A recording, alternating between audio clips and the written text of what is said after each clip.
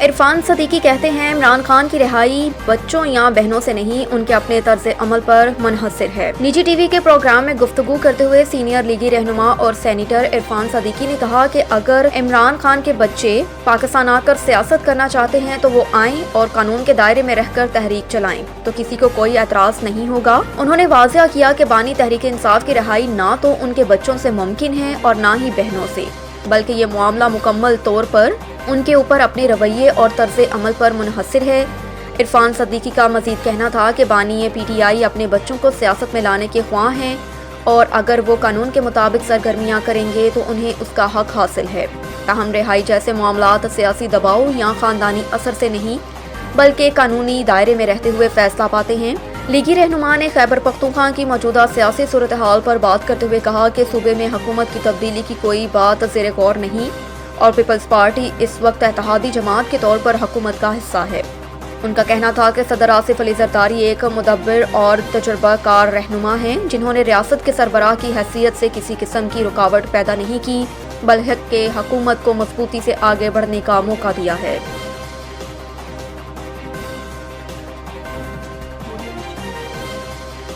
وزیر اطلاعات کی چینی رہنما سے ملاقات، دو طرفہ میڈیا تعاون کو وسعت دینے پر تبادلہ خیال۔ وفاقی وزیر اطلاعات عطا اللہ تارڑ اور C P C central committee کے پبلسٹی ڈپارٹمنٹ کی ڈپٹی ہیڈ وزیر اور پارٹی سیکریٹری برائے national radio and television administration China NRTA Cao Shumin کے درمیان ملاقات ہوئی۔ ملاقات میں پاکستان اور چیئرمین کے درمیان دو طرفہ میڈیا تعاون کو وسعت دینے، مشترکہ پروڈکشنز، فیک نیوز کے تدارک، تربیتی پروگراموں اور ثقافتی تبادلے کے لیے نئے امکانات پر تفصیلی تبادلہ خیال کیا گیا۔ دونوں رہنماؤں نے میڈیا کے شعبے میں جاری شراکت کو باہمی اعتماد اور دیرینہ دوستی کا مظہر قرار دیا۔ عطا تارڑ نے کہا کہ پاکستان میڈیا اور ابلاغ کے میدان میں چین کے تجربات سے بہت کچھ سیکھ سکتا ہے۔ Digital media, public service, broadcasting اور ثقافتی مواد کی ترویج میں چین کی مہارت لائق تحسین ہے۔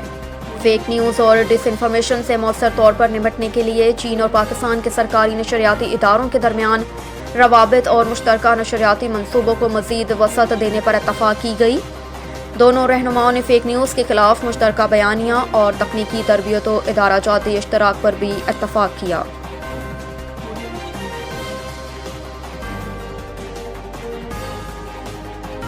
سپریم کورٹ نے بچے کا ماہانہ خرچ 25,000 مقرر کرنے کے خلاف اپیل مسترد کر دی۔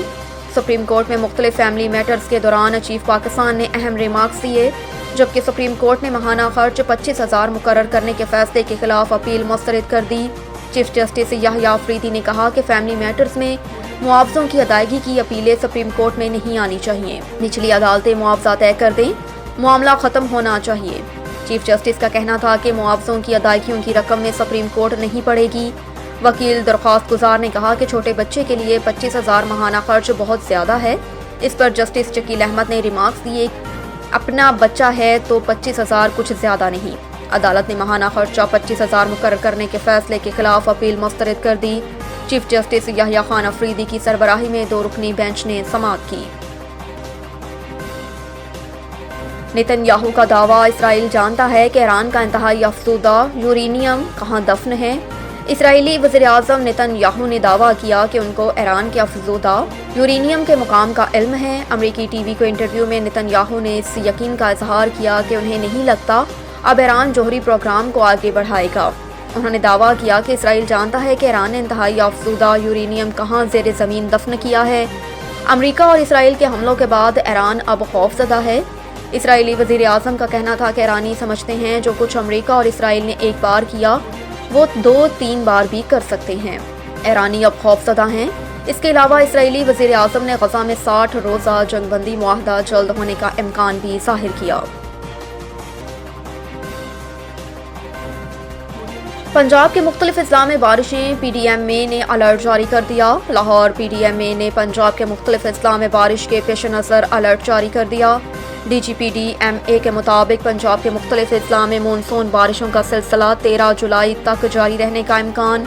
D G P D M A نے بارشوں کے باعث پیدا ہونے والے ہنگامی صورتحال سے نمٹنے کے لیے متعلقہ محکموں کو الرٹ رہنے کی ہدایت کی۔ انہوں نے کہا کہ ریسکیو 112 اور واسا سمیت دیگر ادارے مشینری سمیت عملے کو الرٹ رکھیں۔ نشیبی علاقوں سے پانی کے نکاس کو جلد از جلد ممکن بنائیں۔ اس کے علاوہ شہریوں کو کچے مکانات اور بوسیدہ عمارتوں سے دور رہنے کی ہدایت بھی کی گئی ہے۔ اور بھارت نے اے سی سی میٹنگ ڈھاکہ میں رکھنے پر اعتراض کر دیا، دستبرداری پر غور، وجہ کیا ہے؟ ایشین کرکٹ کونسل اے سی سی کی میٹنگ 24 جولائی کو ڈھاکہ میں شیڈول کی گئی ہے، جسے بھارتی بورڈ کسی اور مقام پر منتقل کرنے کے خواہاں ہیں۔ بھارتی میڈیا کا کہنا ہے کہ ڈھاکہ میں شیڈول اے سی سی میٹنگ کسی دوسرے وینیو پر منتقل نہ کی گئی تو بھارتی بورڈ میٹنگ سے دستبردار ہونے پر غور کر سکتا ہے، جب بھارتی کرکٹ بورڈ نے میٹنگ کا وینیو تبدیل کرنے کا بھی کہہ دیا ہے۔ بھارتی میڈیا کا دعویٰ ہے کہ موجودہ سیاسی صورتحال کے باعث بنگلہ دیش جانا مناسب نہیں ہے، لہٰذا بھارتی بورڈ نے اے سی سی میٹنگ کے وینیو کو شفٹ کرنے سے متعلق باضابطہ بتا دیا۔ یہاں پر یہ بات بھی قابل ذکر ہے کہ اس سے قبل بھارتی بورڈ اگست میں بنگلہ دیش میں سیریز بھی ملتوی کر چکا ہے۔ بھارتی میڈیا کا کہنا ہے کہ دونوں ملکوں کے درمیان سیاسی تناؤ کی وجہ سے مودی سرکار نے دورہ ملتوی کرنے کا کہا ہے۔ بھارتی میڈیا کے مطابق ایشیا کپ کے لیے 3 وینیوز کو متبادل پلان کے طور پر رکھ لیا گیا ہے، بس بھارتی کرکٹ بورڈ کو حکومت کی جانب سے ہدایات کا انتظار ہے۔